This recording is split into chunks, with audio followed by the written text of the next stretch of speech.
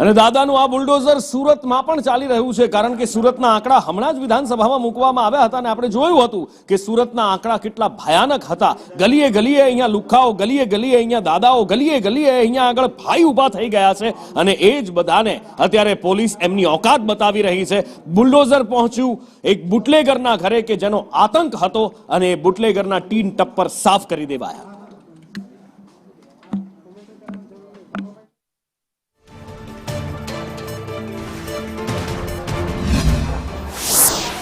सूरत में फरी एक बार तमने देखा है कि दादाનું बुलडोजर फरी एक बार પોતાનું કામ કરતું નજરે આવી રહ્યું છે। હવે છે હદ વિસ્તાર પાંડેસરા પોલીસ સ્ટેશનની અંદર અને આ જે લિસ્ટેડ નામચીન બુટલેગર महिला બુટલેગર કહીશ ગીતા જયેશ નારકરનો અડ્ડો જ્યાં પોલીસે એન્ટ્રી મારી છે। પાંડેસરા ગુજરાત હાઉસિંગ બોર્ડ ખાતે આ અડ્ડો આવ્યો હતો। એલઆઈજી આવાસની 240 નંબરની આ બિલ્ડિંગ છે જ્યાં ચુસ્ત પોલીસ બંદોબસ્ત વચ્ચે હાલ દાદાનું બુલડોઝર પોતાની કામગીરી કરી રહ્યું છે અને આ તમારી સામે છે કે જે પતરાનો શેડ બનાવવામાં આવ્યો હતો એ બુટલેગર જે તેના ઘરના આગળનો ભાગનો હિસ્સો છે તેને કવર કરી લીધો હતો અને અહીંયા બિંદાસ એ દારૂનો અડ્ડો ધમધમામ ચલાવતી હતી।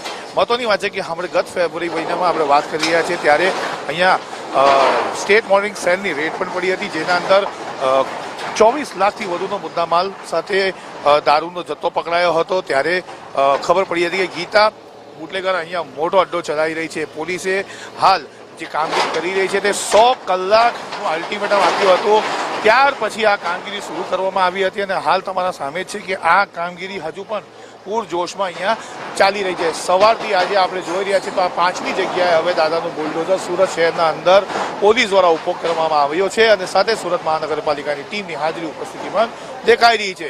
કેમેરા પર્સન અજીત પટેલ સાથે આઝમ સાલે સંદેશ સુરત।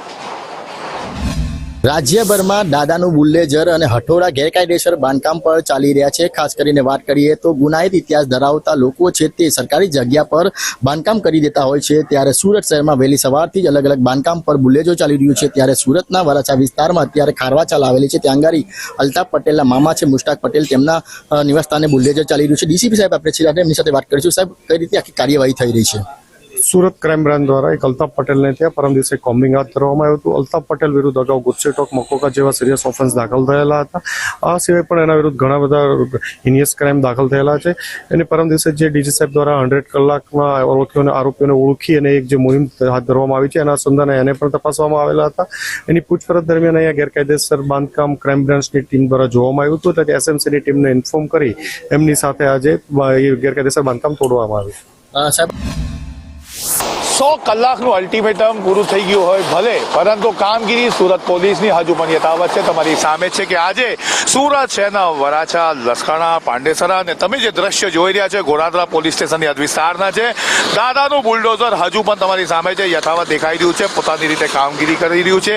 આ જગ્યા ખરેખર જોવા જાય તો બુટલેગરો દ્વારા કબજો કરવામાં આવ્યો હતો અને આ જગ્યાના કારણે હત્યાનો પ્રયાસ સુધી મામલો પહોંચી જતો હતો। તેને ધ્યાનમાં રાખીને હવે ગોરાદરા પોલીસે આ જગ્યા પર ડિમોલિશનની કામગીરી શરૂ કરી છે। મહત્વની વાત જે છે કે ચંદ્રકાંત ઉર્ફે જે લાલા તરીકે ઓળખાય છે તેનો ધાક ધમકી અને મારામારી સહિતના ગુનાઓમાં સામેલ હતો। બંને બુટલેગરો વચ્ચે ગેંગવોર થતા હતા, જેમાં માનજી ચૌધરી પર પ્રોહિબિશન સહિતના હત્યાની કોશિશના 8 ગુના છે। ચંદ્રકાંત ઉર્ફે લાલા વિરુદ્ધ પ્રોહિબિશન સહિત હત્યાની કોશિશના 9 ગુના છે અને એક જ દિવસમાં 4 જગ્યા ડિમોલિશન, એટલે કે હજુ પણ પોલીસની એક જ વાત છે, કાયદામાં રહેશો ફાયદામાં રહેશો। સાહેબ, આજે પૂછીશ અહીંયા શું કામગીરી ચાલી રહી? અત્યારે ગોડાદરા પોલીસ સ્ટેશન વિસ્તારમાં જે ગોડાદરા ડિંડોલી બ્રિજ છે એમાં એકદમ બ્રિજની વચ્ચોવચ નીચેના ભાગે એક બાંધકામ હતું કાચું।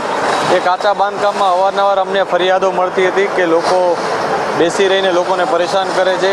રાતના સમયમાં અહીંયા અવાવરૂ જગ્યા તરીકે ઉપયોગ કરી અને જ્યારે અહીંયા લાઇટની વ્યવસ્થા નથી ત્યારે ચોરી ચપાટીના પણ બનાવ બને છે। આ બધી વસ્તુઓને ધ્યાનમાં રાખી અને આ તમામ જે બાંધકામ છે જે સરકારી જમીન ઉપર કરવામાં આવ્યું છે એની જાણ અમે એસએમસીને કરી। એસએમસીએ કન્ફર્મ કર્યું કે આ ગેરકાયદેસર બાંધકામ છે, એથી અત્યારે એસએમસીની ટીમ અત્યારે તોડવા માટે